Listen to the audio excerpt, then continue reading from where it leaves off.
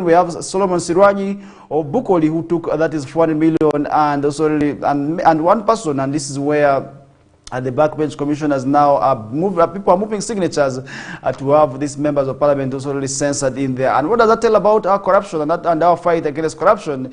Because according to the movers of the motion, these members secured and also really got the money legally without the approval of parliament, and that is why they want them censored. And what do you think about that as the viewer? Do you think this will be able to address corruption at the topmost house? Do you think it will be able to clean corruption so that those who may want to get money legally may not be able to get in there? And yesterday the team was actually here on Western TV as well. They appeared on that is what a talk show here, and we also did that with them, and they explained why they are moving the entire country to raise the signatures, and why they want these colleague members be censored in there. And that is one thing also we did see in there. And now they are moving with this grassroots strategy of reaching out, that is the members of parliament right at the ground, because right now I do understand that the parliament is on recess. It means that already members of parliament are not debating in parliament, meaning most of them could be at their constituencies as per now. Now they want to make sure that the voters actually understand whoever maybe from their constituency has not signed, and they're actually demanding the voters to ask their leaders on why they have refused to sign on this censor motion. And that is one thing also really we are yet following up on, and we want to see if at all they will raise the signatures, because if at all they raise the signatures, then it will be included on that is on the order paper, then it will be brought to before the floor of members of parliament for debate. I know that's where they will either decide either to have these colleagues censored or continue in there, and that's also where they will be debating in there. But now they are still searching for signatures, and they want to raise the required numbers to have this matter also be included on the order paper in there. And that is one thing also we are following up on. I do not know at the end of the day if at all they will be able to get the signatures, if at all they get the remaining signatures, because from today they will be at Mayor's Gardens asking the members of parliament, and some few already have signed. We have members of parliament from Maracha, that is Oguzu, who is of Maracha County, already signed. We have Vanadriko of Barua District already signed, and we also have many others who have already signed in there, but Arua City has not yet signed in there. Our members of parliament have not signed. We are following up on, and from Madiokolo, one member of parliament has signed, and this is also really where in Koboko we have seen only one, that's Sarifate, signing, and many others who have not signed in there, and we are following up on that, and we want to see all these colleague members maybe pen their signatures. If at all they not pen it, definitely also we are still going to be understanding why so, because it is their constitutional mandate to either sign it or refuse, and that is where also it is upon them to either continue to pen their signatures or continue to run away in there, and we are yet following up on that. I do not know when the rest, maybe when the right time comes, they will be able to sign in. And the reason that's actually why these people say they are following this member of parliament up the grassroots is because that during the recess, many of them could be saying, I'm in my constituency, I'm in this place. Now they want to use their own fuel to reach out to these people at the grassroots. And that is one thing also really weird for following up on, and I don't know what you think about it as the viewer, but trust me, that is also really something that we are yet going to be following up on. And if I told these members of parliament get the signatures, by the way, I will be coming here to let you know maybe when this matter that we're talking about will be also included, that is on the order paper, that will allow it to be debated, that is on the floor of parliament, where the members of parliament will either take sides, either to have these colleagues censored, and that's by removing them from that position of also being commissioners, or else continue also with that, and that is entirely in the hands of the members of parliament. That's one thing we want to leave it at that, as more developments also will be still be unfolded, be told to you if at all there's any. But for now, let's leave that aside as we get to move on with our national stories. And remember, Arua district also today will be joining the rest of the world in hosting and celebrating what we call the World Population Day. And looking at our population, by the way, as Uganda, recently we did conduct our 2024 National Population and Housing Census exercise, which is an activity that is carried every decade. That means also after every 10 years, Uganda goes into this exercise to identify its numbers of population, to also really make sure that they use these numbers at sufficiently budget that is also really for the country in the next 10 years. And our statistics showed that our population had an increase of about 11.3%. It means that we had, in our projections, we had more numbers rising because our population in the last 10 years was at 34.6 million. But this time around, we saw it rising to 45.9 million amidst also the different challenges in there, because some continue to claim that they were not counted. What if they were counted, and where would our population stand? These are things already we need to understand as also already members of also public, because we need to understand that this exercise that is being conducted by UBOS, which is also the body that is mandated to sign and also really make sure they have this population counted, also to get to understand why that is done so. And our population, by being at that population by rising by at about 11.3%, it means that we are also really, we must do the right things, because population may either be a curse or a blessing. Because when you talk about population increase, and then definitely trust me, there are positives and negatives of an increased population. When we talk about an increase in population, trust me, there's going to be demand, but also there's still going to be challenges. And some of the challenges that when we talk about is also the fact that also we are going to be having the natural environment also affected in there, because areas that initially were to be used as forest reserves are going to be tampered with. The wetlands, look at them, they're all going to be tampered. And now, as the world also will celebrating and commemorating the World Population Day globally on 11th of July, the National Population Council, in collaboration with the United Nations Population Fund and the district local government, are set to hold the day today, and that will be going out. That's at Arua Primary School playgrounds, which is a neutral ground, by the way, for Arua City and Arua District, because if you look at this venue, trust me, it is well accessible. That is for people coming from Arua City and Arua District, and it's actually a neutral ground for those within Arua District, because that is only where I've been. Sometime you be able to realize that most of these activities that are there attract hundreds and hundreds of people, and that means already we are going to be following up on that. And we must talk about issues that relate to that population, and that is one thing also we are going to be celebrating that and celebrate. And this year the activity will be celebrated under the theme Celebrating the Past, Planning for the Future, and meeting the all needs of Ugandans. And the chief guest is expected to be the head of state, His Excellency Yoweri Kaguta Museveni, who is also expected to be there. And last time we did have a meeting of this, and during the last preparatory meeting held at Arua District Local Government Council Hall, the different stakeholders also pledged to also work together with the technical staff and also members of leaders from Western Sub-region, and they will be discussing issues related to also the population and action points also out of also the forthcoming event in there. And I believe today they should be talking about the rise in population. And today you look at also the population, it is rising, and the rising rate of the population is also alarming, given the fact that sometimes our people produce without understanding why they are producing. Look at our young girls, mostly, and Arua district is actually one that is also affected very, very much by this vice. Look at districts like Madiokolo, look at districts like Terego, look at districts like Maracha, where our young girls are getting married also and producing without necessarily knowing. And that means also we need to tell them and continuously also advocate for sexual rights, so that also the population increase can be avoided. Because if we're not doing that, our population will still be shooting up, and this also becomes for the available resources which may not be in position enough. And that is one. The young girls, and I remember also earlier on we did have activities which were in preparations for this day, and that's where we did see football games also going on for the teenagers, and also the members also of our road district in there. And for the different sub-counties, we did see Logiri, Vura also competing, and other areas also competing for this also tournament in there. That means also the message of early pregnancy should be spread. And this is also where we have often raised concern about the increasing rate of teenage pregnancy in the district. And that is one thing also I feel the leaders should take the initiative and also have the opportunity to talk to these young people, because the high dropout rate in the district is something that we also cannot run away from. And it means the leaders should be able to also talk to the young girls and to the young boys that much as we want to leave school, much as to engage in certain activities, but we shouldn't forget to be in school, because education is the future. So the message, and the people from there who should also, and that to me would also help in addressing the issue of population in there. And Dennis Bukomeza, The UNFPF manager Arua also in a press briefing recently stated that we commemorate World Population Day with the stakeholders such as parents, cultural and religious leaders should mobilize the youth to take advantage of their own hands solely in there, and that is actually very, very much important.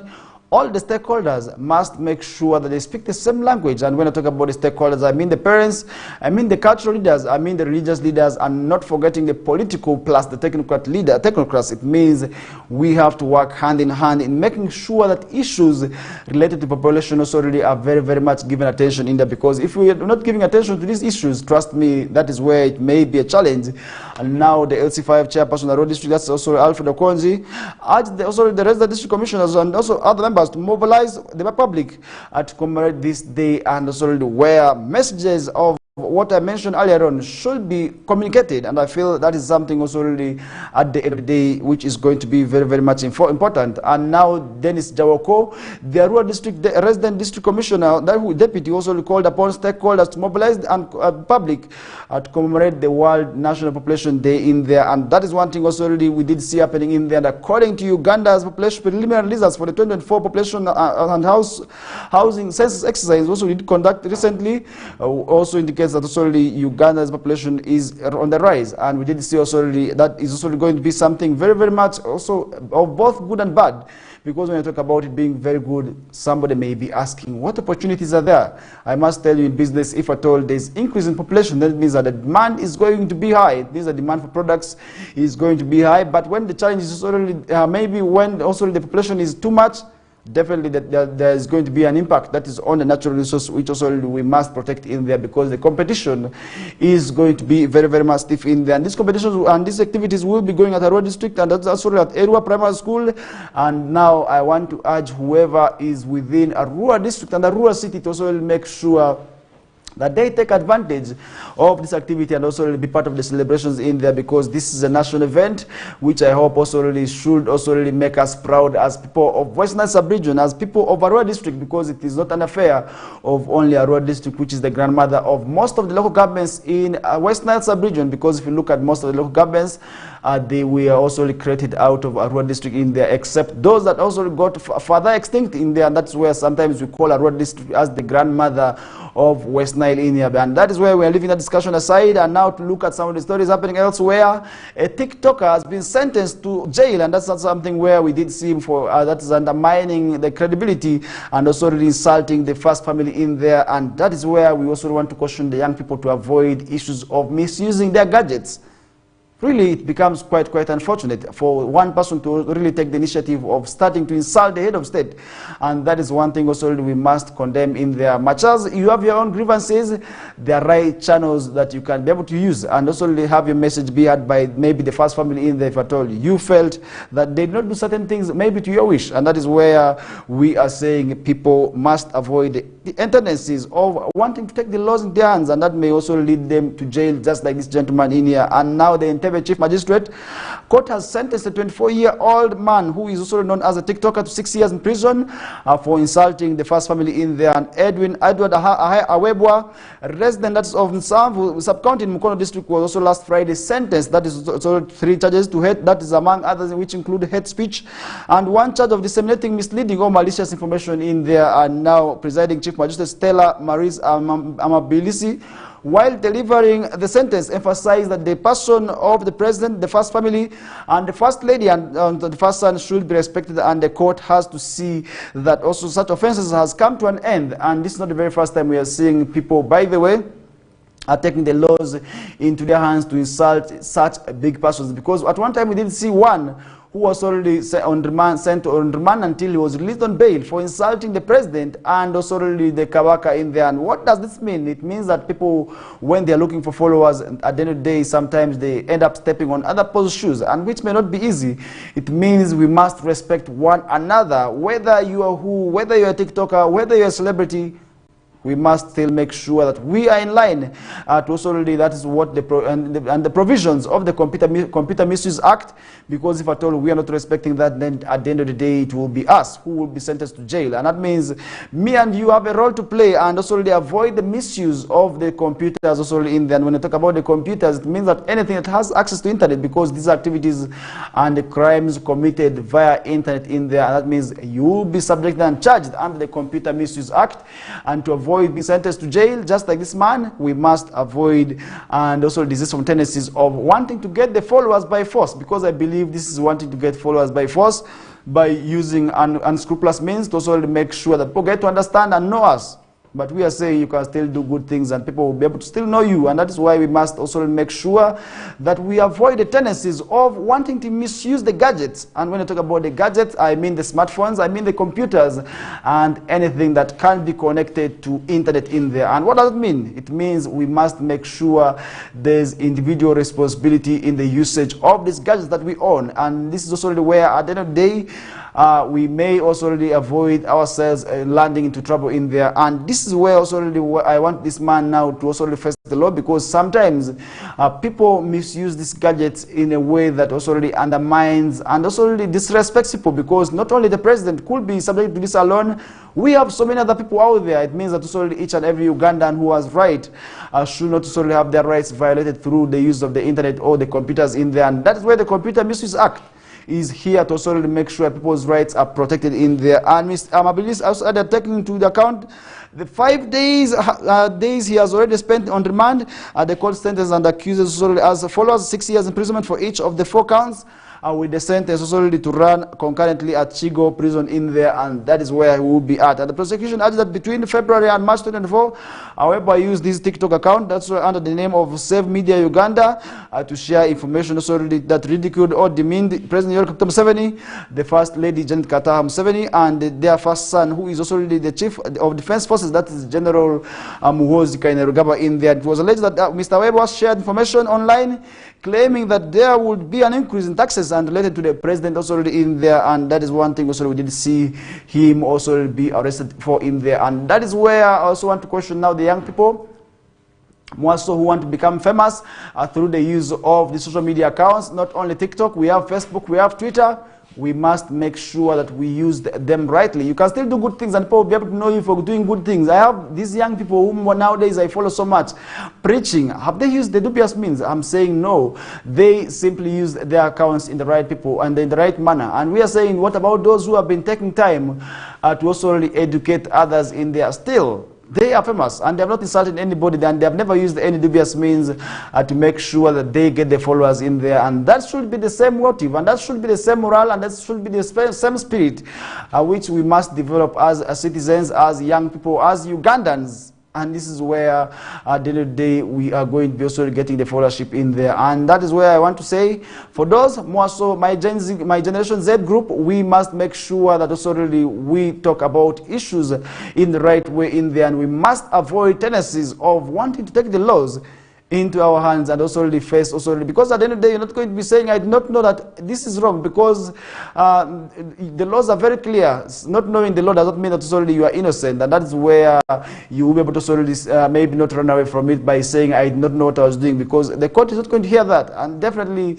the laws which are clear are going to be also dealing with you individually. At the end of the day, that may land in trouble. And let's leave that aside. Let's jet into Ndeje, where the Ndeje town clerk agent also and agent have also been sent to jail over PDM funds. And definitely this is also where we need to talk about the corruption that has infiltrated the PDM also in there, because the parish development model, which is an initiative of the government of Uganda, is aiming that to make sure the Ugandans move out of the bar of poverty and also enter the money economy. But many of times we are seeing corruption also infiltrating that industry.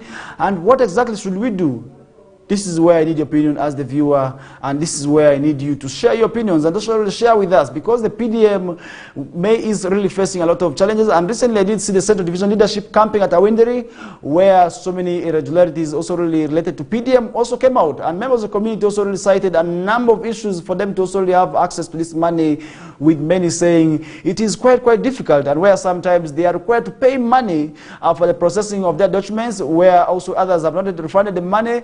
And and this is where we're saying the PDA may not realize its intended purpose if at all such issues of corruption are also not addressed in there. And I feel that is one thing also I should be able to remind you of, because what is happening in Deje could also be happening in Oduluba, it could be happening in Maracha, could be happening elsewhere. But how do we deal and tackle with this? Definitely, that is where it is very, very much important for us to understand in there. And now the Deje Town Clerk, that is also Miss Winfred Nansikombi, and Town Agent, that is of Parish Chief of Buyego Ward, that's Joseph Malen Sereko, have been remanded, that's to Butun Tumula, that's prison, on charges of theft and conspiracy to defraud in there. And the duo is believed to have conspired and stolen over shillings, that is 21 million, conniving with the district commercial officer, that is Mr. Noah James Semayobe, the magistrate court in Luero also had in there. And Mr. Semayobe is still on the run, but the two accused persons appeared before court presided over by the chief magistrate, that is Mariam Naluja Semwanga, and we are read 9 also counts that is arising from the Penal Code Act in there, and that is why they have been arranged. And it's alleged that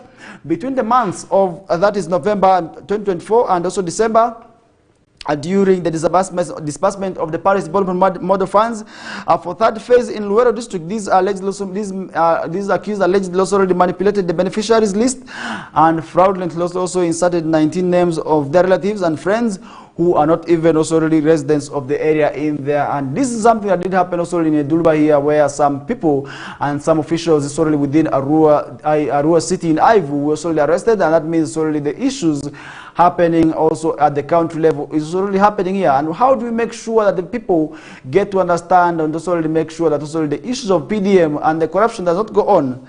This is where I need your view as the viewer this morning. Feel free to share your opinions with us on our comment sections. For those of you watching us via YouTube, feel free to drop the comment in there. Meanwhile, those of you watching us via Facebook also, feel free to also already get that message dropped in there. And not forgetting those on X. These are the corporates also already. If at all you have anything, feel free to that is go to our handle. That's at West Nile TV and hashtag also already us, and we shall be able to already still go through in some of your comments in there. But for now, let's continue with what we prepared for you. And also this is to keep informed, because when you talk about PDM, trust me, our mothers are going through a lot to have asked this money. We have our aunties, we have our grandmothers deep down in the villages, and they have not yet received the monies. And yet this money is actually meant to benefit those vulnerable poor, and that vulnerable grandmother in the village who has nothing to do, who is looking for capital. This is actually where this money was meant to sort of benefit them in there. But when people take advantage of these monies, then definitely it becomes quite unfortunate.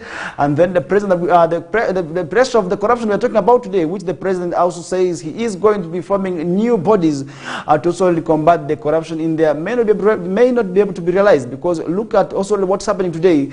We have so many agencies also that are there to combat corruption. But I really feel they need to deal with these people who are eating PDM cash and who are illegally also allocating these monies for also really for the other people. And that is where we're saying this money should have gone to the right beneficiaries. And when I talk about the right beneficiaries, I mean that poor person in the village, that woman, that grandmother who is looking for survival.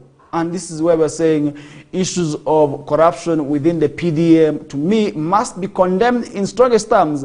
And something of maybe a big caliber should be done to these people who are more so the parish development leaders and the officials who have been asking for 10,000, who have been asking for 20,000 to process these documents. I really want to say that is corruption, because you are paid for what you're doing. And that is where you shouldn't also really take the initiative of wanting to ask for money from this ordinary person in there, because the person who is coming to you really sometimes only needs the money, and again you are extorting the little from them. That is really, really quite unfortunate, and that is what we must condemn in the strongest terms.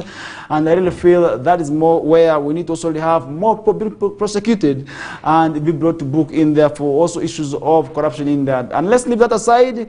Now let's look at some of the stories happening elsewhere, where government resurrects plans to allocate land for Icon.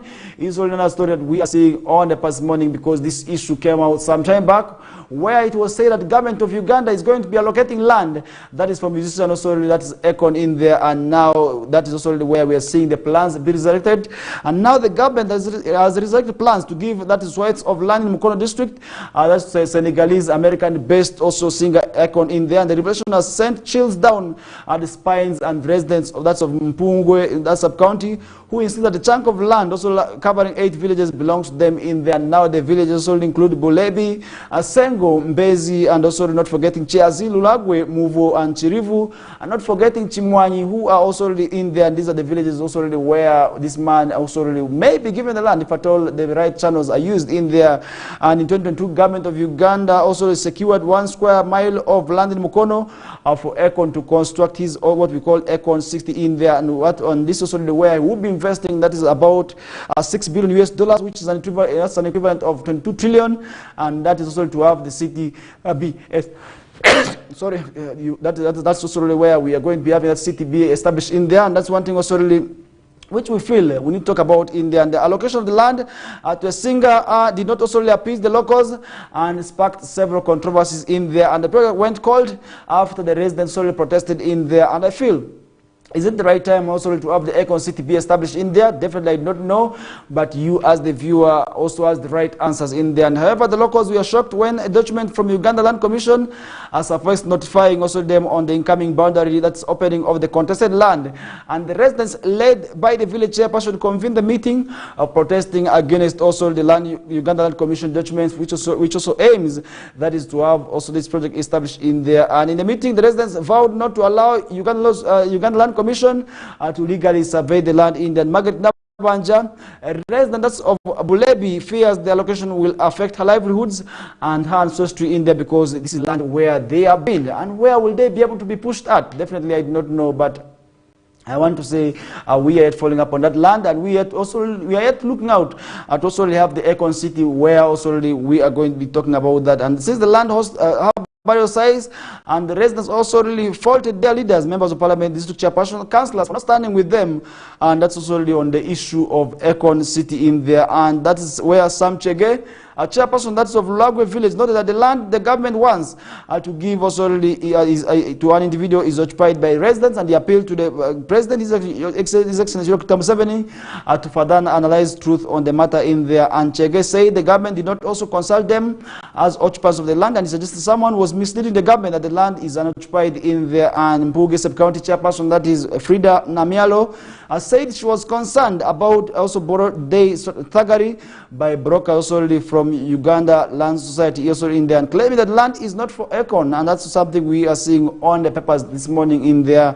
And Namialo recommended the government that should look for other areas without also occupants in there. And that is one thing also really we are seeing on the past morning. And Mukono District Resident District Commissioner Fatuma Ndisaba Nabitaka also already confirmed that the president had given them the land also, and that's where they are also already talking about and protesting the giveaway of this land to the singer or musician in there. Mukono Resident District Commissioner also confirmed that, and Mr. Ndibasa also however advised the residents to bring those who have title deeds or land agreements to our office, so that they can also compensate them in there. And she cautioned the aggrieved residents to desist from tendencies also of violence, and implored them to let the surveyors do their work rather than resolving also on their issues in there. And Uganda Land Commission Acting Secretary Andrew Nyumba also said they want to first survey the land to verify its occupants in there, and that is one thing also we are following up on, and we want to see how this matter will be addressed in there and how it will be able to end. That is quite important for us to understand, and then at the end of the day, that would also really mean maybe if at all this city will be established. Trust me, it's going to bring about development, but it's also going to bring about misery to those more so who are settled in there, because sometimes these are peasants, these are miserable who are also looking for survival, who are going through a lot, and to also push them away off their ancestral land then becomes quite unfortunate. And that's why we're saying the government of Uganda must carry out thorough investigations on whoever owns this land, so that sorry would not give this land just to anybody like that. And I feel that is one thing also we must understand as people of Western Sub-region. And I feel that is one thing also at the end of the day we must also continue and advocate for. And let's leave that aside, looking at some of the stories happening nationally. Speaker Anita Mong yields to public pressure, plans live audio discussion in there, and is another story that we are seeing on the past morning, as we just left about 3 minutes to finalize our first hour. And an apparent yield, that is already to also to offer accountability for multiple allegations of maladministration. Speaker of Parliament Anita Among also is expected to engage netizens on the social media platform that is X in there, so that they can be able to talk about the matters also affecting the country in there, and that is also where members of the public have also been accusing the Speaker of Parliament and the Parliament also on issues of corruption in there, and this follows also where we are seeing some members of Parliament also being arrested on charges of corruption in there. And that is one thing also we are seeing on the past morning. And what are some of those issues that you really feel members of the public need to address and put forward also via this platform in there, where they will be discussing issues also really that have been affecting the country, because this is also where the netizens, and these are, I mean, the people of the public, will be also having an opportunity to discuss with the Speaker. What are those issues that you feel need to be fronted also before the Speaker, so that she can be able to solely address it as they are yet for recess, and when Parliament resumes, that is also where they will be able to solely bring this matter before the floor of Parliament. And what are some of those issues? Because she has the powers also to pick the ideas from the members of the public and also brought that is before Parliament in there for debate in there. What are some of those critical issues that as the viewer you really feel need to be brought forward? This is where I'm leaving it entirely in your hands as we get to move on with the show. But now, with this pressure yielding on her, and I really feel this is where we must also really give her time to also explain, and also we also before we also express and also express our ideas and express our challenges. I really feel we need to also give her time to also have a balance and also have maybe something say shared one or two words in there, and that would be also very, very much enough for us to understand why maybe certain activities happen the way they did so. And I feel that is one thing at the end of the day that will also bring about peace, and that is one thing also that I feel at the end of the day will also yield fruits, if at all the discussions between the netizens and also the Speaker of Parliament also, if at all it's going to yield fruits, and I believe it's going to do so. And that is where we're saying, let's plan our ideas, let's write them down as netizens, if at all we get the opportunity to speak, so that solely we speak on behalf of the nation. At the end of the day, that is also where our ideas and our issues will be heard in there, and I feel that is where I want to leave the discussions with. In case you are just joining us right now, you are most welcome aboard. This is the KOKOLIRIKO live show. We are live on StarTimes at channel 477, and we are also live on Zuku at channel 0073, where you can be able to watch us. And this is where we want to thank you, whoever is watching us, and we are still saying it's always great starting off your day with us, and also really continue to watch West Nile TV, because we have lots more, and also we have so many interesting programs which are still coming up, and this is really to keep you informed, entertained, and educated as well, because as West Nile TV, that is our goal, and our goal is to keep the region enlightened, and we are not going to be doing that alone. Me and you have that goal, and we have the strategy to also develop and also make sure that we move the region. For now, I'm going to be taking a short commercial break, and when we are bounced back, we still have lots more. Stay tuned.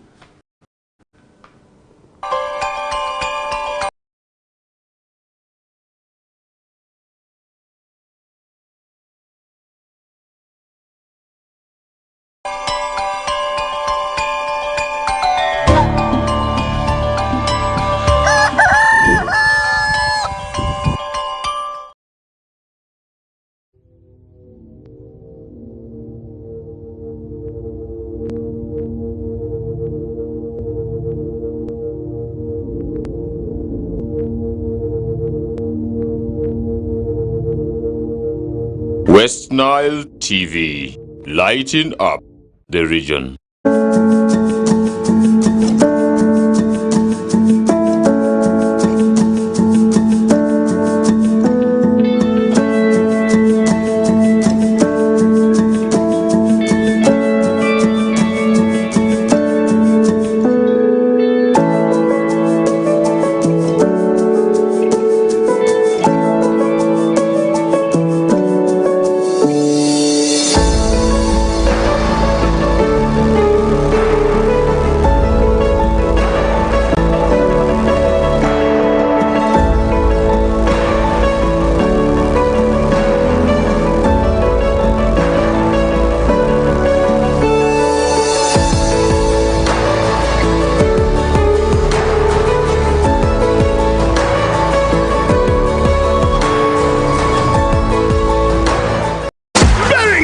Mbappe, Cristiano Ronaldo, Harry Kane, Sané, Griezmann, Lewandowski, and many more. It's Mbappe!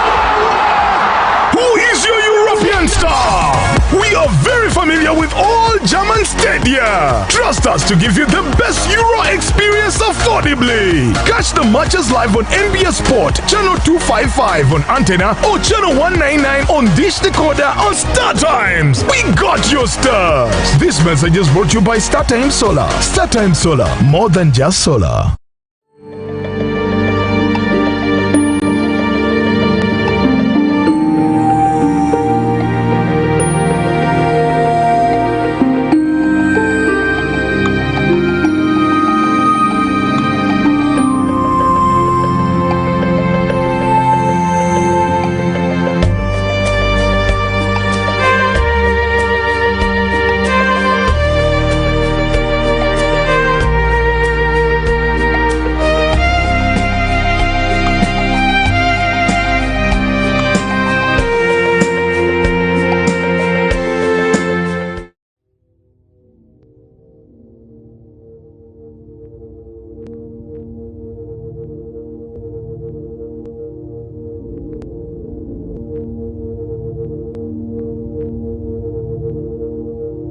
West Nile TV, lighting up the region.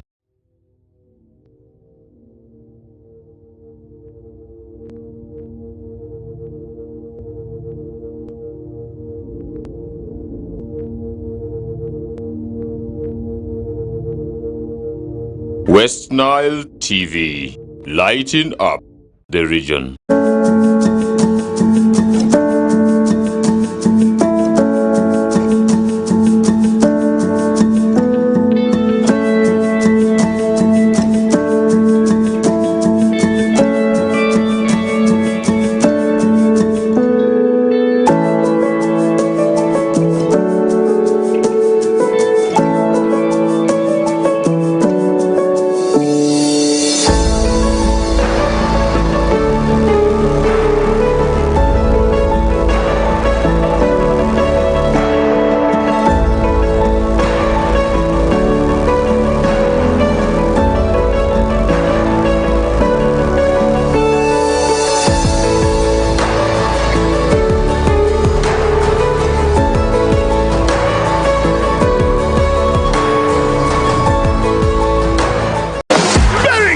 Mbappe, Cristiano Ronaldo, Harry Kane, Sané, Griezmann, Lewandowski, and many more.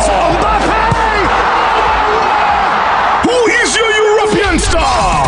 We are very familiar with all German stadia. Trust us to give you the best Euro experience affordably. Catch the matches live on NBS Sport, channel 255 on antenna or channel 199 on Dish Decoder on Star Times. We got your stars. This message is brought to you by StarTimes Solar. StarTimes Solar, more than just solar.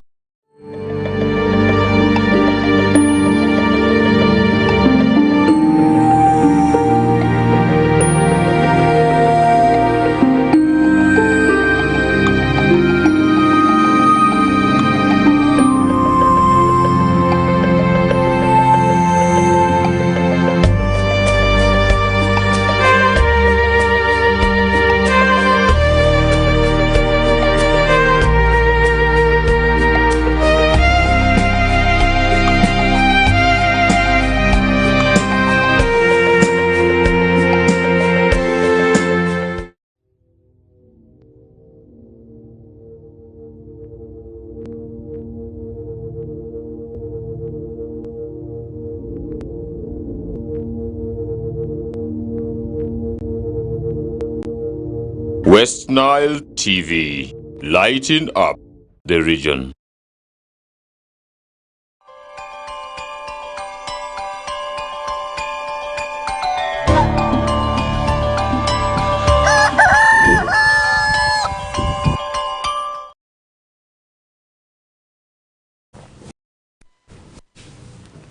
All right, welcome back from that short commercial break. We are back into the second hour. Now I've been joined by Benson Arako. You're most welcome, Benson.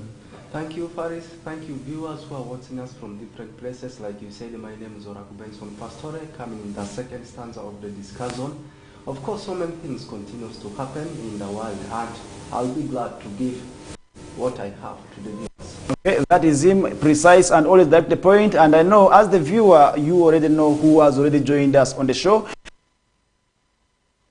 our reporters and I'll not be on top about sports because later on he will be still giving us updates at what is happening in the world of sports, and this is sort of where somebody out there may be interested in knowing the transfers in terms of sort of knowing how yesterday's games went and what made the teams to win, if at all as maybe they wanted their wishes, and what made others to lose. And that's sort of where he will also still be explained to us, because the Euros are yet going on, as we also looking forward to sort of for the return of the other leagues in there, because looking at the Uganda Premier League also very soon it will be returning, and we are seeing transfers going on already where teams are already aiming to sign pick the signatures of the players of their interest, and also the other players are trying to move on here and there. Definitely, he will be telling us the detail later on. But for now, we still have lots more. Today, Benson, we are having one of those very, very much big, important days in the world, and we're talking about World Population Day. Exactly. And today, we are looking at the impact of the increase in the population, and this is already where there are so many strategies that have already been developed to make sure that there is a reduction in population, but we're not seeing that happening. Look at the strategies that are being developed. We have the family plannings that we're talking about. We are talking about different methods that have already been developed to make sure that the population of the world does not rise. What can we learn from this day of today? First of all, it's glad to see that World Population Day, more especially the one for our country, that's Uganda, is celebrated here in our region, Westland, particularly in our district. You can love calling them Bora district. Yeah, so many things, of course, are going to happen as far as the celebration is concerned. And each and every time we see such kind of celebration, there is a message which is always behind the celebration. That means they are trying to pass a theme. They are trying to pass a message whenever it comes to such kind of celebrations. Of course, a viewer will want to know what is going to happen in the celebration, and at the same time, a viewer will also want to know the message that is going to be sent as far as the celebration is concerned. First, there is one thing, of course, you will have to know. Okay, that is where Benson will be also putting you at halt, and that is in relation to this matter. And when you talk about population, trust me, our population is on the rise. Much as we are looking at so many issues and so many strategies that are being developed to make sure that there's a reduction in these numbers of population. And look at our projections last time. We did see the preliminary results for the 2024 National Population Exercise being released, where our population is said to have been risen, that is to 11.3% in there. And in the recent exercise, we did see our population, we stood at 34.5 million, also increasing now to 45. That means that also the numbers are very, very much increasing. And there's now something now that needs to be done by me and you. We must avoid tendencies of early marriages, because early marriages, by the way, Benson, are contributing to this factor of the rise in population. And today we are seeing our young girls engaging in unprotected sex, which at the end of the day also really puts them at danger of also contracting and also getting pregnant in there. And this is also where we are saying our young people and our young girls must resist from tendencies of early marriages and also the early sex also in there, because these are factors and contributors to the rise in population that we have gotten to identify today, because many times our young girls are being taken advantage of by some unscrupulous. We have men who are always hunting for these young girls, and which is really, really a big threat also to the rise in population. And that is where we are saying these tendencies must be avoided. Based on how is it like when you move to the villages, how is the environment like? Because I believe you get to realize that most of our young people and this early marriage, how do you make sure that they get to understand that much as they are there in school, they must not look at marriage as an option, because sometimes our young girls look at marriage as an option. They feel that is what they can do. Yeah, it's true. First, it's not a lie. You take a look at most of our teenage girls and also our teenage boys. They are now much prioritizing in marriage. Why is it happen like that? And I should tell this one direct to the viewers that the theme behind today's celebration is all about avoiding teenage pregnancy, early school dropouts, and at the same time, early marriages. As I said earlier on, whenever such kind of celebrations come like this, there is a message. Of course, they are looking forward to pass to the masses, not only to the youth, but this one alone, they are looking forward to, of course, know that they pass a message to the youth. So like I said, avoiding early marriages and also avoid teenage pregnancies, and at the same time avoid early school dropouts. And coming to the point, actually, you asked me of, if you move all over Uganda, you find that the rate at which, of course, the population is growing, of course, is extremely very high. Why is it happening like this? you realize that mostly it is because of the early marriages. Who are the people behind these early marriages? Of course, it is the teenagers. We are looking for a way of how we can actually sensitize the teenagers, the youth, to see that we get out of such kind of matters. And also, one thing we must know is the normal when it comes to picking regions or as picking districts, maybe a city for such kind of celebrations, it doesn't come automatic. There are some statistics, of course, they first look at before they maybe pick you, or as they come and celebrate such kind of a big day in your district or as in your region.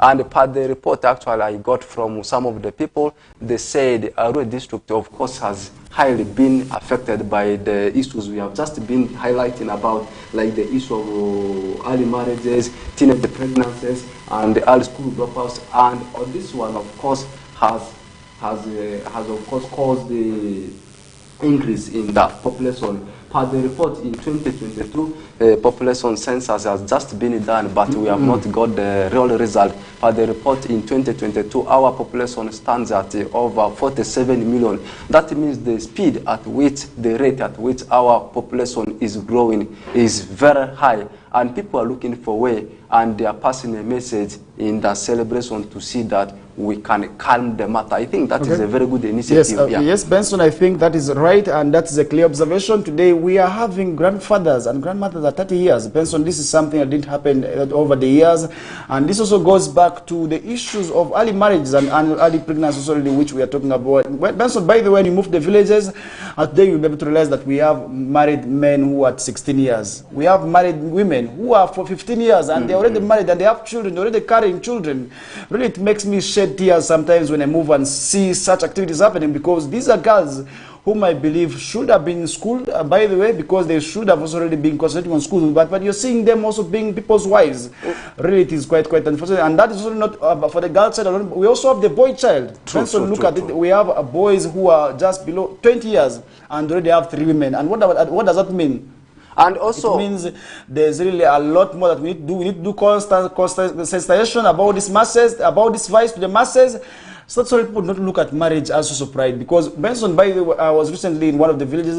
If you're not married, they do not respect you, and there's a way the community perceives you. Because really, that feeling, which is forcing many people to get married early today, is one factor that needs mindset change in there. Because Benson, by the way, if you move in there, they're going to ask you, how many wives do you have? The question that they will always ask you is that we have seen our young followers already married, and what does that mean? It means that we need to do something about this vice that we're talking about. Benson, what can you say about marriage? Yeah, it's true. People, they have got different perceptions about young people. Like in some areas, you know, we have got different cultures. Like as soon as you reach 18, they will expect you to get married. And like, you know, for people who are wise enough, for people who are intelligent, for people who are brilliant enough, wise enough, you find that they live such kind of areas. People who are educated, they live such kind of areas. They go to places where people are a little bit intelligent, and the moment something has happened in the village, maybe a funeral, maybe a ceremony, marriage ceremony, once you happen to reach back at the village, they ask you, are you married?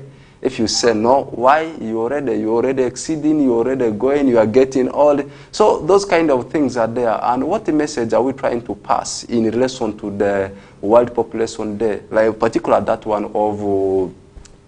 of Uganda. Why has it been brought here in West Nile region, particularly in Arua district? Someone might say that, yeah, we are blessed, of course it has been brought in our region, and there might be some reasons. I think I did mention some of the reasons as to why it has been taken this side, and particularly selecting Arua district. There are some things they have been scrutinizing. They have worked on some statistics. That's why they have brought it in Arua district rather. So to some extent, people must not celebrate it being brought here in West Nile region. To some extent, of course, which means there is something which is wrong happening in our region. Right now, you take a look at, if we are to go back, if we are to flash back, you take a look at all the regions we have in Uganda. West Nile region is one of the poorest regions we have in the country. It might not be the poorest, but one of the poorest. Why is it happening like this?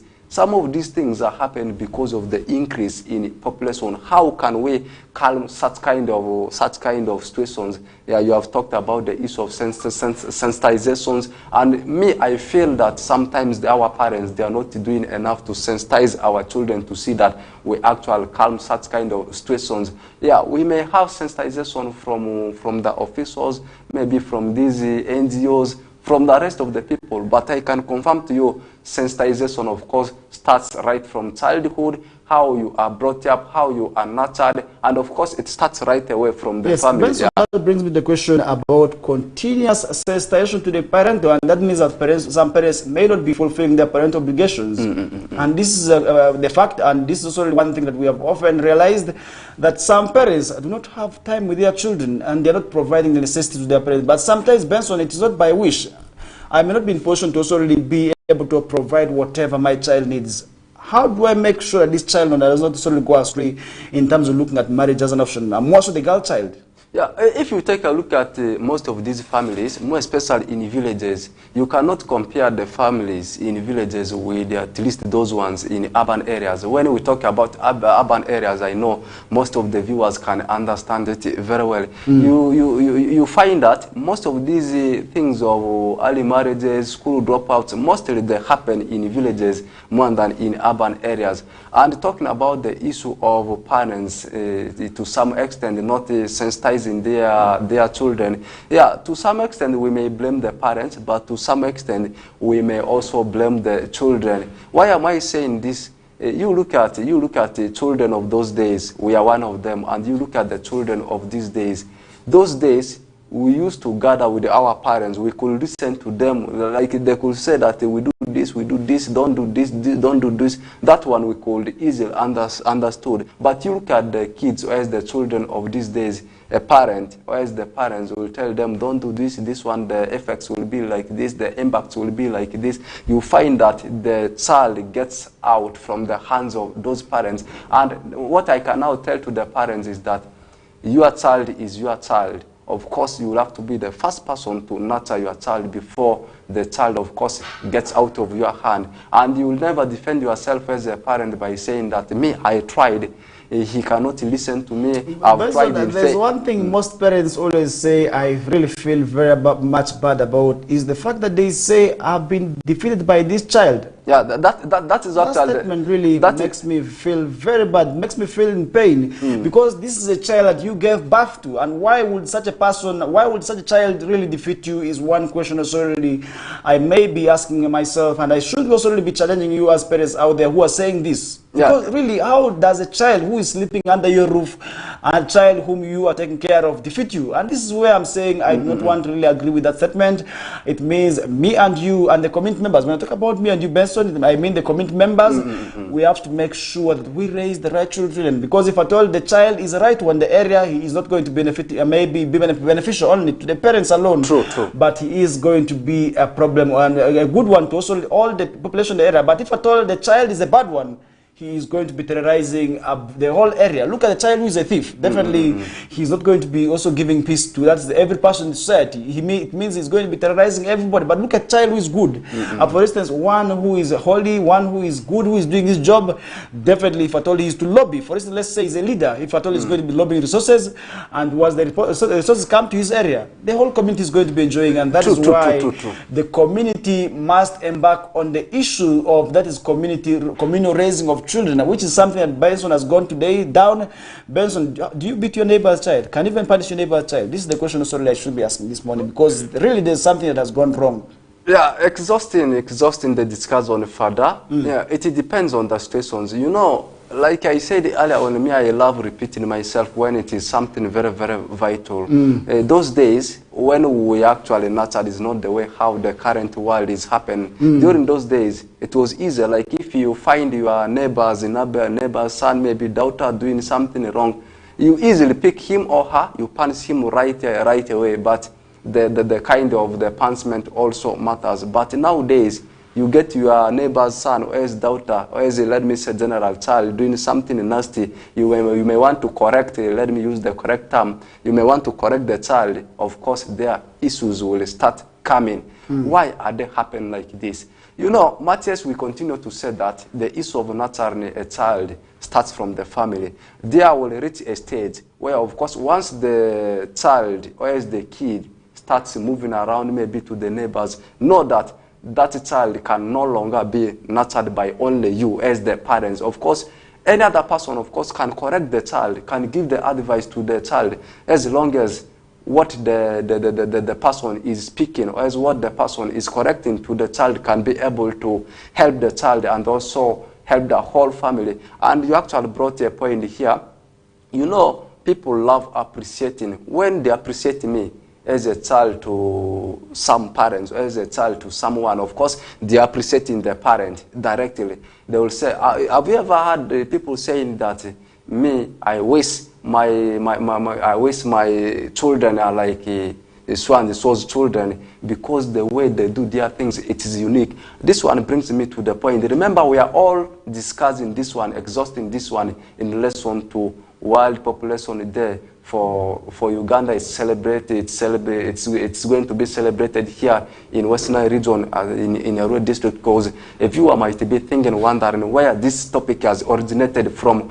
First, to some extent, we also blame these parents. Some of these parents, the fact remains, they have money. And most people say that when a child is not doing things right, they attribute such kind of things because of not him or her going to school. You get to realize that some of these parents, the fact is they have money, they are living in improved standard, but Matthias, they have the money, they cannot be in position to, not even affording, but they can afford, but they cannot be able to pay. Sometimes it is because these parents are too busy, they do not have time, first of all, to stay with these children, and they leave the responsibility of raising these children, by the way, to the maids. I really feel that is something which is very bad, and that is one thing also really I feel as parents we must also leave. If at all we are supposed to raise the whole, maybe the next generation, because based on look at the generation that is today, we are seeing our children to criminality, we are seeing our children to drug abuse. Based on I want to take a move that is within also the city center, you have to realize what I'm talking about.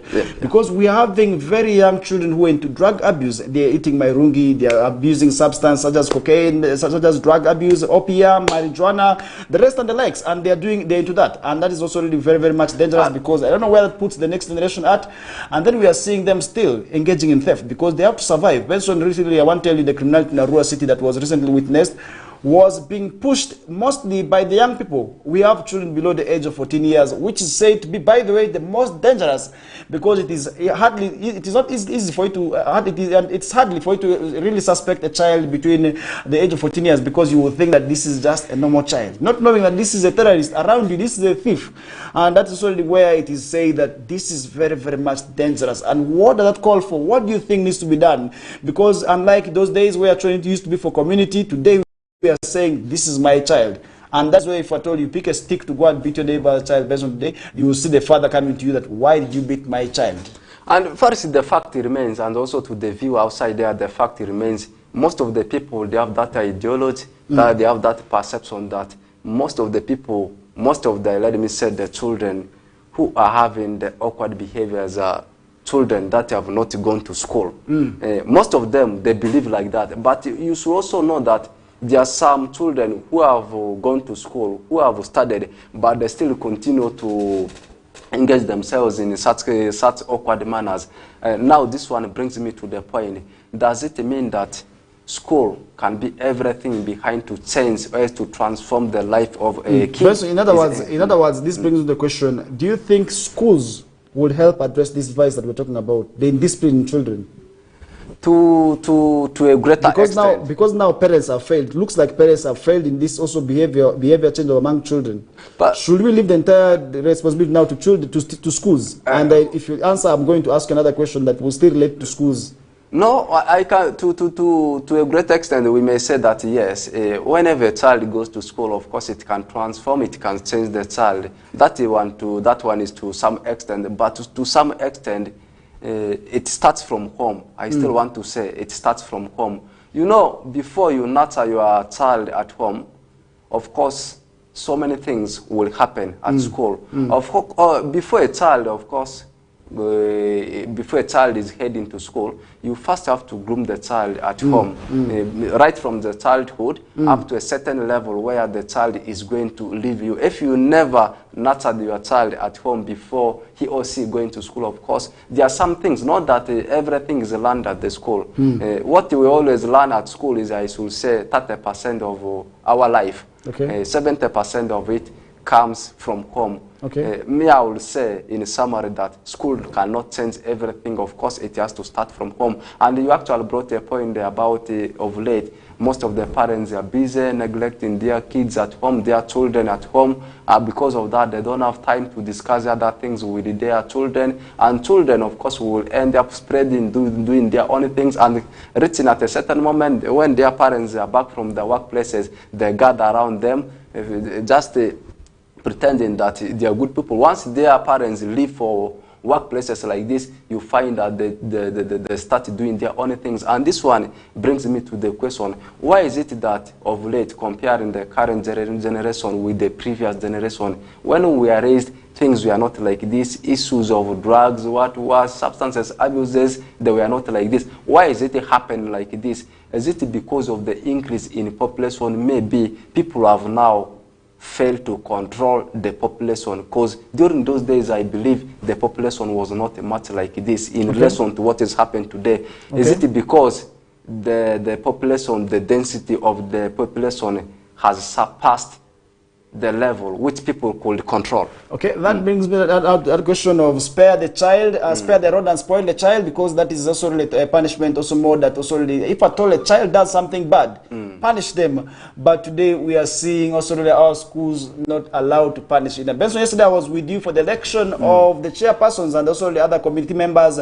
That is for the association of the private primary schools in Arua City. This matter also really was raised in there, and was also really warning to those schools to avoid corporal punishment, because punishment is never good, because many times parents also complain about their children being beaten, and that is very, very wrong for schools to sort of continue to go in that, because the law is now against that's torture.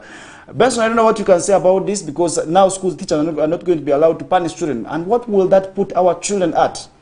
You know, punishment is a punishment. That is the first thing I will have to say. It depends on the kind of the punishment. Of course, you are given to you are given to a kid. Mostly the ongoing school ages are kids. It depends on the kind or the type of the punishment you are given to either kid or to that child. You are talking about corporal punishment.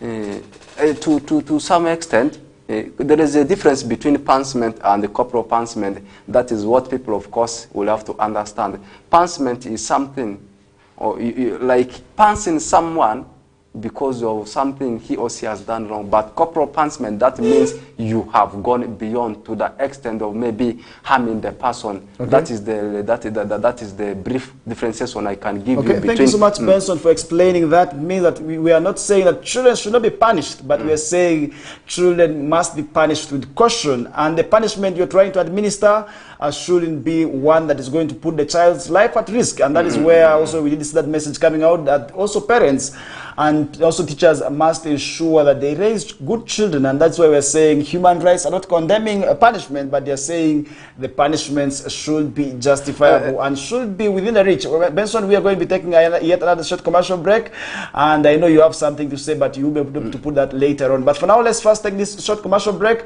and this is the KOKOLIRIKO live show on West Nile TV with me, Farish Majin. I'm still with Benson Aroku Benson Pastore, and we shall be doing this with you up the hour of 9 o'clock. For now, let's have this short commercial break as we bounce back shortly.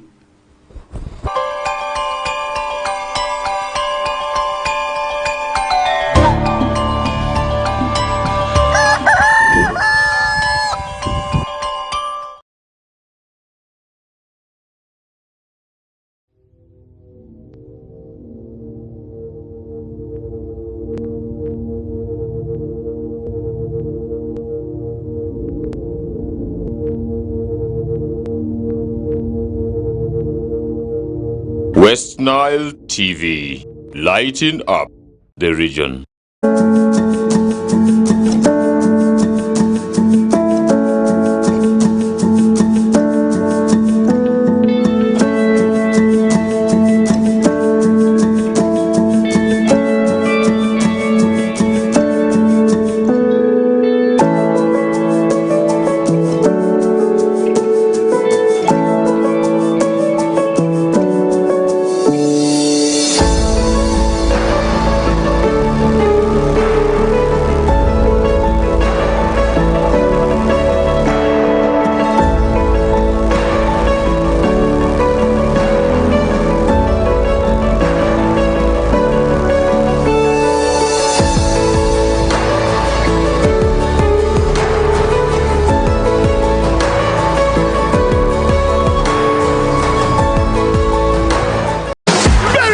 Mbappe, Cristiano Ronaldo, Harry Kane, Sané, Griezmann, Lewandowski, and many more.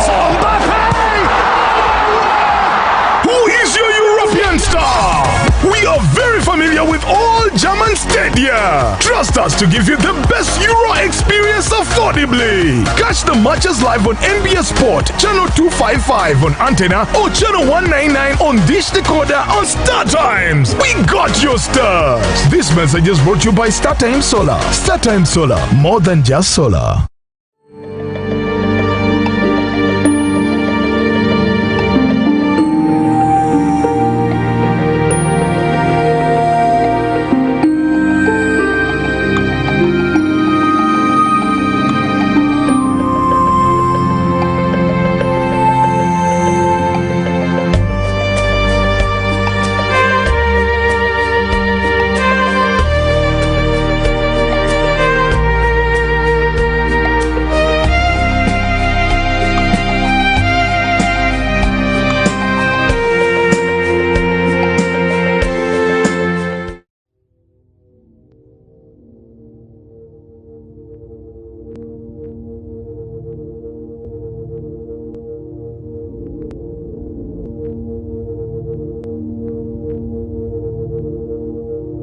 West Nile TV, lighting up the region.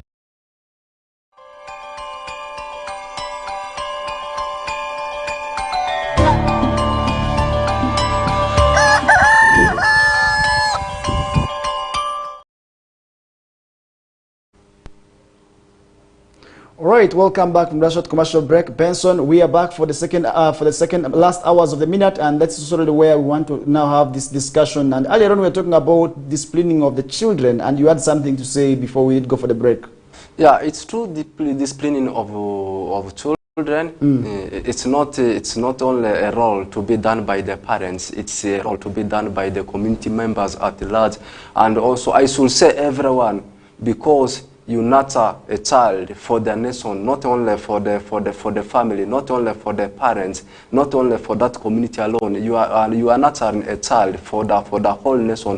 What does it mean? It means nurturing the child, it should be the responsibility or is the role of the whole nation. And talking about the disciplining of children, we are discussing about, in fact, we left the other stanza discussing about the punishment, of course, to be given to the children, how we are supposed to discipline our children. We actually differentiating between corporal punishment and at the same time punishment itself. And this one we are attributing it to what is happening in most of our schools. In most cases, when we are teenagers, it used to happen mostly in primary school, but we have seen it has spread its wings to also secondary schools. And truly, we have seen that this is true.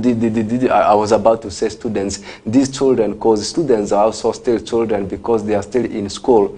These children, they have started, sorry to use that term, they have started growing horns because they know that the way they punish them, the way they discipline them is no longer the way how they used to discipline previous children, because they will know that the child will know that even if I do this one, what will happen? They will only quarrel at the end, they will not punish me. Unlike those days whereby you do something nasty small, you get a stick and cane. But now it is also really where a child may take you to court, which may be very, very much unfortunate. And we are saying these are issues that we need to look forward into, because our cultures, much as we are saying do not permit corporal punishments, but we are saying do not condemn punishments, because we have to make sure we raise good children. Because Benson, the advantage of a good child is that it's going to make us proud. But a parent who have a bad child, Benson, that reputation, I really want to say it is quite embarrassing, and that's where we want to leave that discussion aside. And now to look at some of the stories happening nationally. We are seeing also really that the schools for the blind lose at 8 computers in what we call that is theft syndicate in there. And now teachers and learners from 3 schools in Masaka, Ngora and Kabale also really are still puzzled about how thieves broke into their computer laboratories and stole equipment worth millions millions of shillings, and that's something also we did see happening in there. The 3 incidents also happened in the same week, that is between July 1st and 6th, and that's also the way we did see, despite the schools being located in different regions. At Masaka district, we did see the school for the deaf also in Bugabira in Masaka city suburb, where thugs made off also with 9 desktop computers and projector also worth 30 million in there. And at Hornby High School Junior in that's Kabale Town Council, 19 computers were stolen, and also magnified glasses also worth shillings 295 million. And Isaac Muhumuza, a computer teacher, that's at Masaka School for the Deaf, said the thieves broke into the computer lab night, and that was in the night of July 1st in there. But really, Benson, we are seeing our children for the blind really very, very much going through a lot. I want to say this: we do not have very many schools that also really accommodate learners in there, because if you look at our schools here, much as we are saying we compare them, but the provision for the special need learners also really is lacking. Look at one of the schools, by the way, one of the schools also that caters for the PWDs is actually a school where I went to, that's Ataro Primary School. But you realize that most of these PWDs go through a lot, and the schools are not quite many. And I don't know if you know any secondary school, by the way, that is for the also catering for the unit for the deaf or the unit for the blind or PWDs in general in there, because really for them to lose the computers like this, really I feel is very, very much bad. What can you say about it's true? It's true, a very big observation, more especially here in West Nile region. You may only talk about maybe a public primary and also that side of competitive demonstration.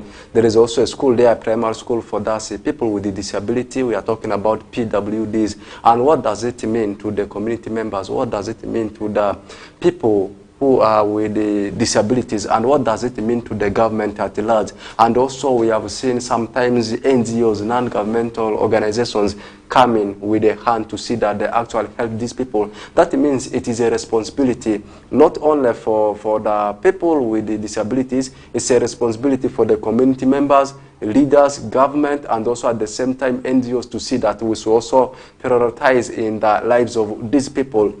And of course, you know, Pharisee, one funny thing is issues to be done with the stealing will never come to an end, and we cannot control it. But how do you steal something for somebody who is suffering? Because nobody wants to be disabled. By the way, Benson, I don't know if you if you know anybody who wants to become disabled. Nobody, and to be disabled is not by choice. It's true. It's what this people say. But really, for you to go and have the courage, really, of wanting to steal something, you know, this is something that was helping somebody who is vulnerable. Really, Benson, what can you say about that? About it's true. It's not by choice, but you know, thieves for them, they cannot mind whether this one is a disabled person. Maybe this one is like this one is like this.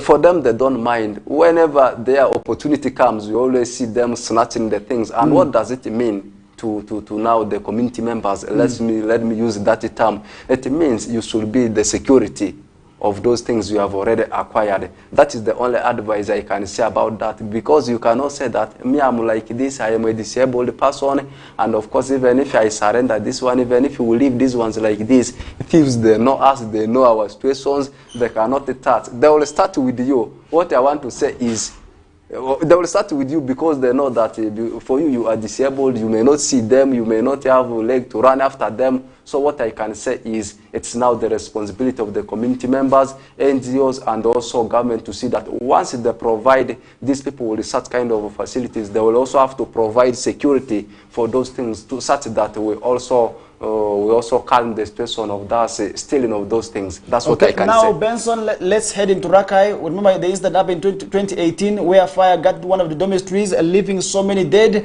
Now the suspects who were arrested during that time also are now complaining of overstaying on remand, and that's something also we are seeing on this morning, where Masaka High Court is filled with tension and also emotion, as the defense team representing 4 individuals accused in that tragic incident that happened at St. Bernard Secondary School, where a case also of fire was also registered, and that's also where we did see so many learners also losing their lives and property in there. And now the team is complaining of overstaying. That's in court, and that's led by their lead counsel, that's Mr. Sam Sechewa.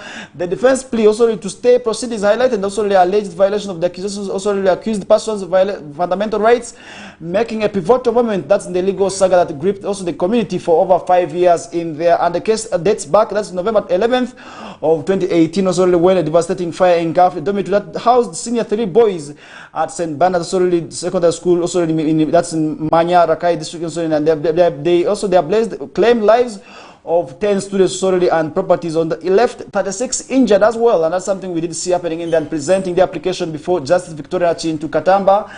Counsel Sechewa urged that the prolonged remand of their clients without sorely trial amounted to grave infringement on their constitutional rights. Benson, is it right to keep suspects in remand for quite a long period of time? What can you say about that?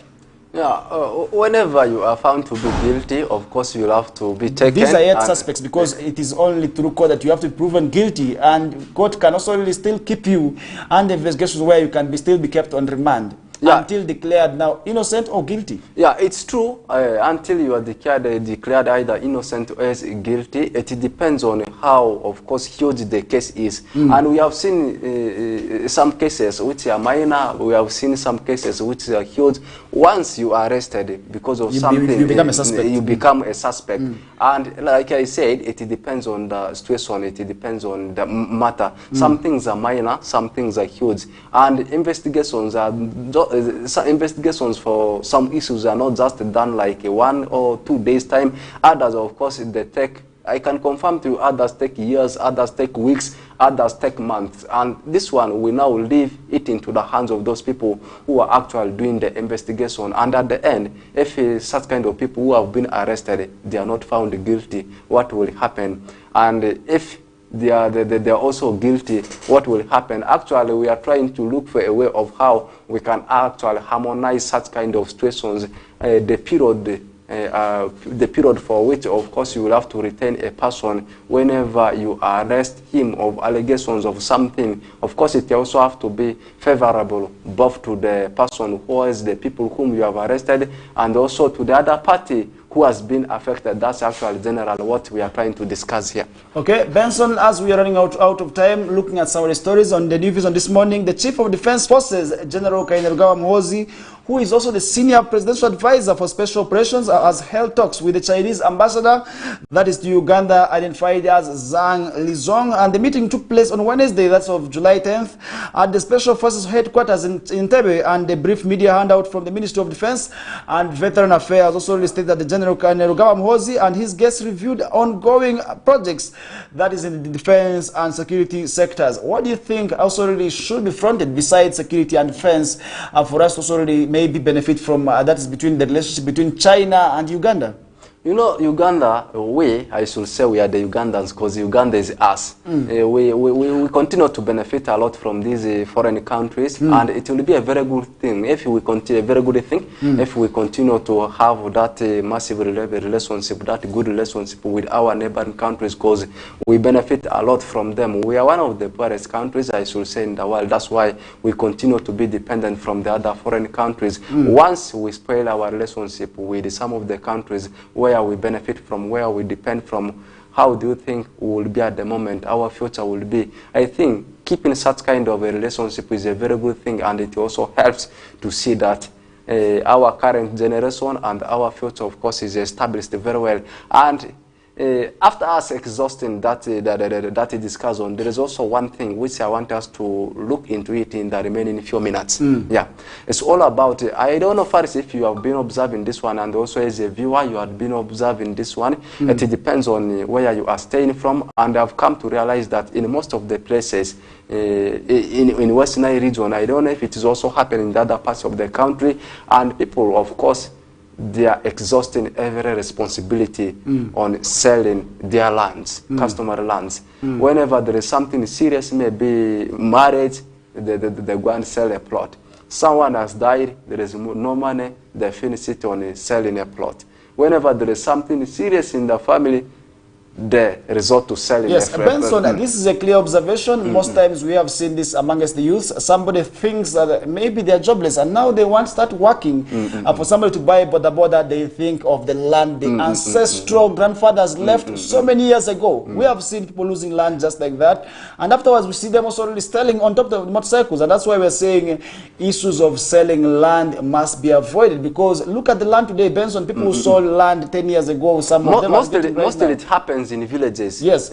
Look at people sold land. In Ivory Division, by the way, I must say, this is also where I hail from. You realize that most people sold land because of pressure, but now others are regretting why they sold land. Because look at what's happening within a rural district, also where land was said to be very cheap.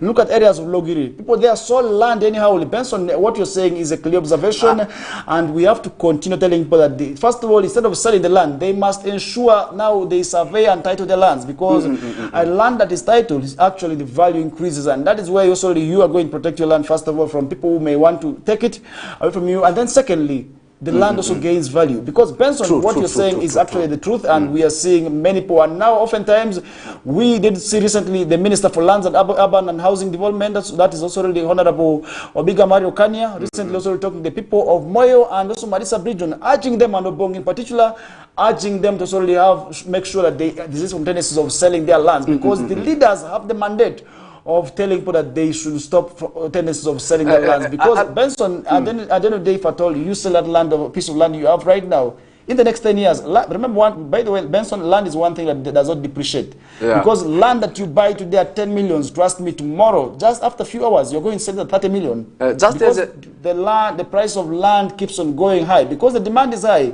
it means that also now you must avoid tendencies of selling land for petty things. Yeah, just as an example, someone sold their land at 4 million, just after 4 years, the land was resold by the person who bought from him at 35 million. You look at this, and it's true. Some of these people that just sell these lands for petty reasons, like you are selling a land, like let me say, like those in those rural areas, maybe Logri, Zebu, general rural areas. You are selling maybe 2 acres of land to buy a motorcycle for riding border, and sometimes, if you are not the luckiest border rider, just after a few months, not even lasting a year, the motorcycle is spoiled. No, it's stolen. Stolen is spoiled. And how can we actually solve such kind of situations is actually what we are looking forward to.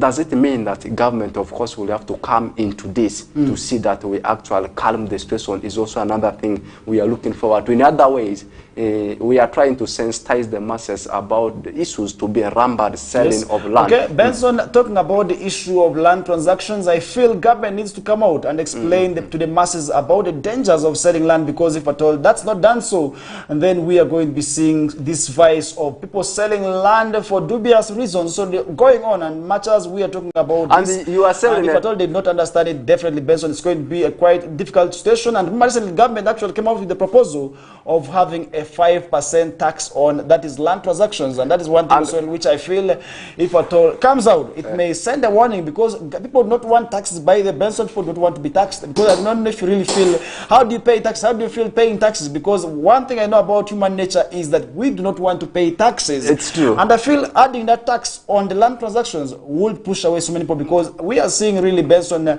a piece of land also being sold at 1,900,000, 700,000. It's happening. And somebody just selling piece of land at 400,000. Really, this is one thing we are seeing. It's not only happening within a rural district. It's not only happening within Ivory Division, as I mentioned earlier on. It's happening everywhere. I didn't see this happening in Madiokolo, because some time back I took a time to move around and understand what's happening in there. These are always issues, and these are also the things that we are saying. And somebody comes out and says, I want to do farming, I'm looking for a piece of land to buy.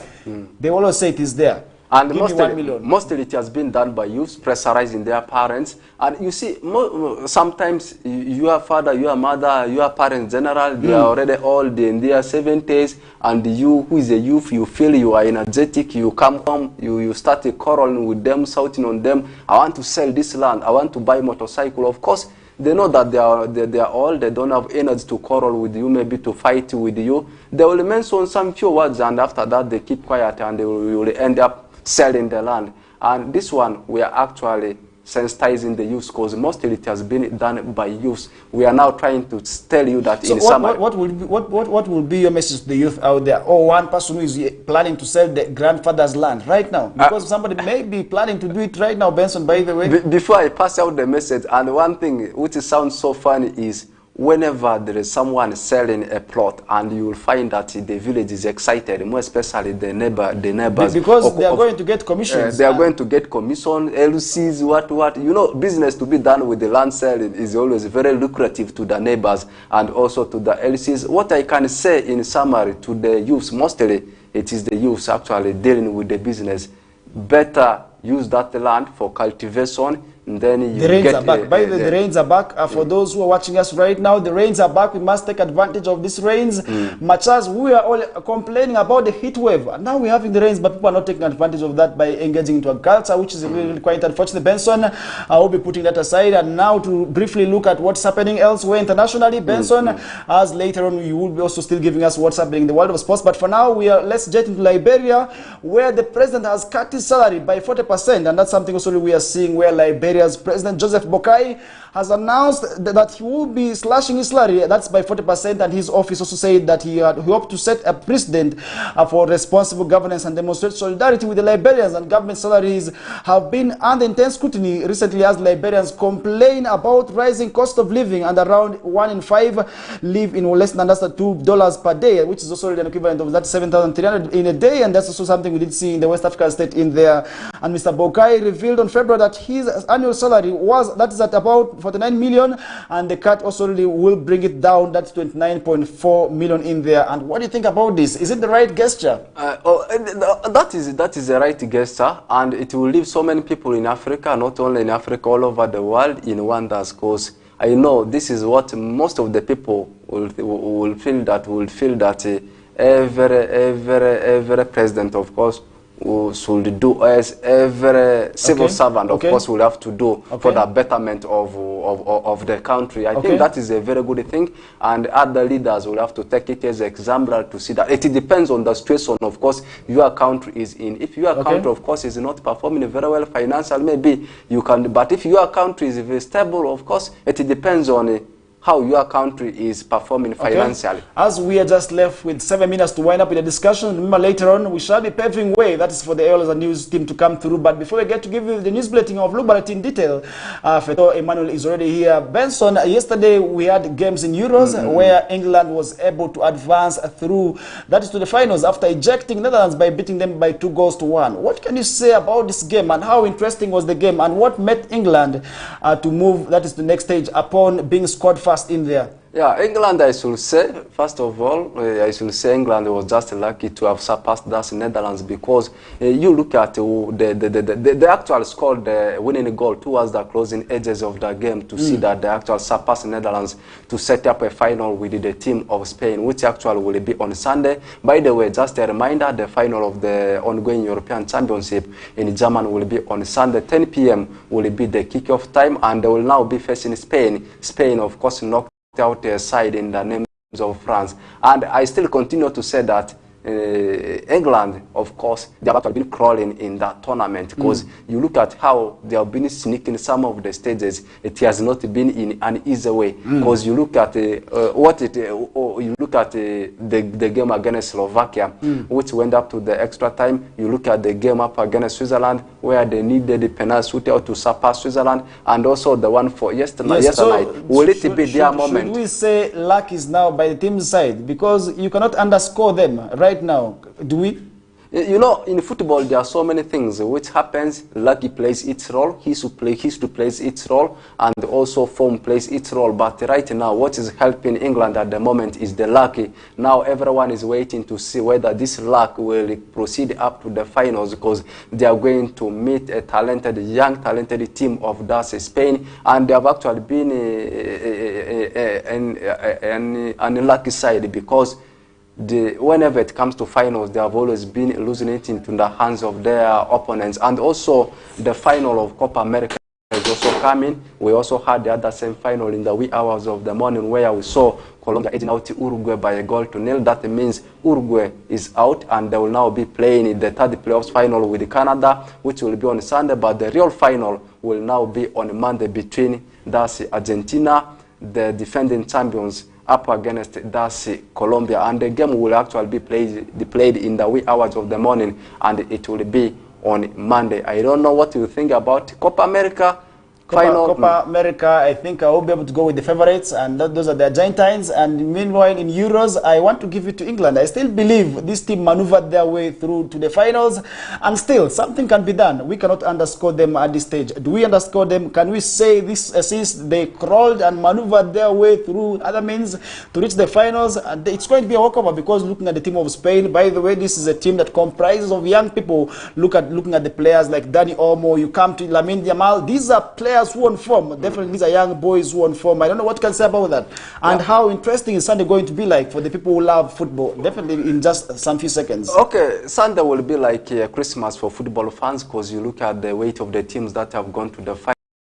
England is not an easy side. Spain, in the recent years, they have actually been dominating Europe, winning it in 2008, 2012, and also emerging as the winners of the World Cup in 2010.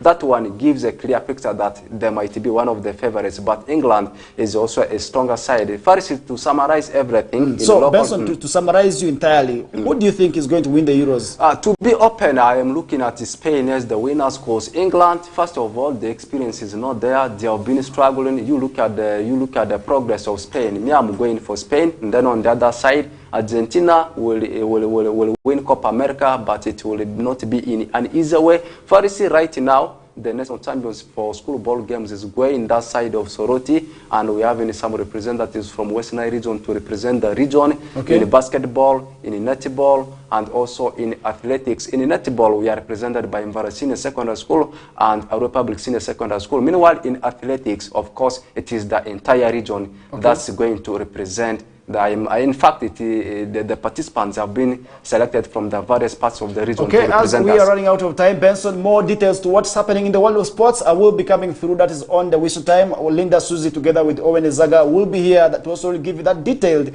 and comprehensive analysis of what is happening in the world of sports, starting from football and the other sports disciplines in there. And they will be here. That's also to keep you informed and entertained as well. And now that brings us to the end of the discussions.